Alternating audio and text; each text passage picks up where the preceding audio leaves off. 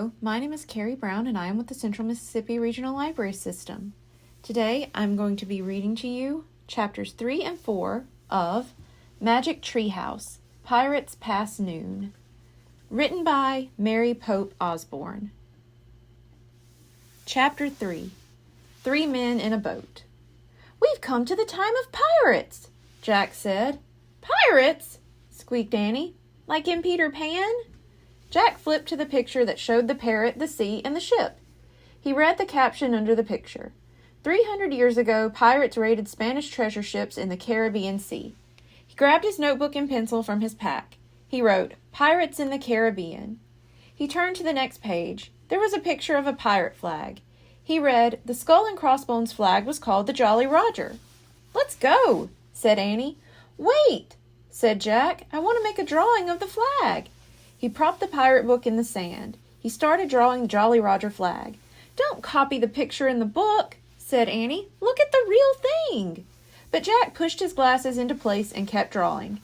"Jack, some pirates are getting into a rowboat," said Annie. Jack kept drawing. "Jack, the boat's leaving the big ship," said Annie. "What?" Jack looked up. "Look!" Annie pointed. Jack looked. He saw the rowboat coming toward the shore.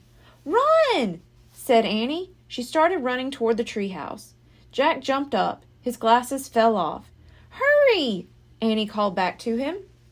Jack went down on his knees. He felt for his glasses. Where were they? Jack saw something glinting in the sand. He reached for it. It was his glasses. He snatched them up. Then he threw his notebook and pencil into his pack. He put the pack on his back. He grabbed his boots and his socks, and he took off running. "Hurry, they're coming!" Annie was at the top of the rope ladder. Jack looked back at the sea. The pirates were closer to the shore. Suddenly, Jack saw the pirate book. In all the confusion, he had forgotten it.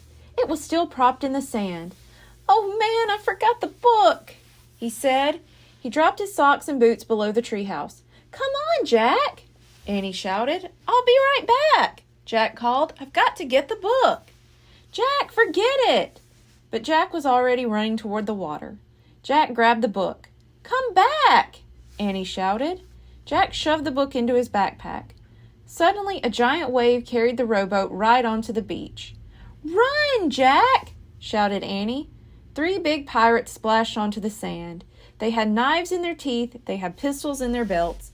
They charged toward Jack. "Run, Jack, run!" cried Annie. Chapter 4, Vile Booty. Jack started to run across the hot sand.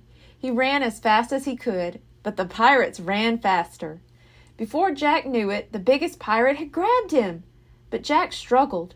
The pirate had huge, strong arms. He held on to Jack and laughed a mean, ugly laugh. He had shaggy black beard. A patch covered one eye. Jack heard Annie yelling. He saw her coming down the rope ladder. "Stay where you are!" Jack shouted. But Annie kept coming. "Leave him alone, you bully!" she cried.